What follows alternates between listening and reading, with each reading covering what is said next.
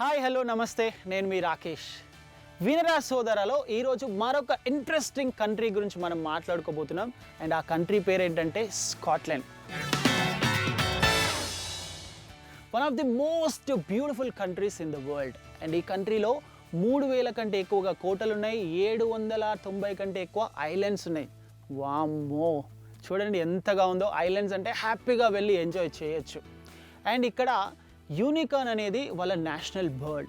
ఇది ఒక mythical creature అంటే అసలు అది ఉందో లేదో తెలియదు, కనీసం మన ఊహకు కూడా అందదు. అండ్ వర్షం పడితే మనం ఏం చేస్తాం, హ్యాపీగా అలా అంబ్రిలా పట్టుకొని బయటికి వెళ్ళిపోతాం.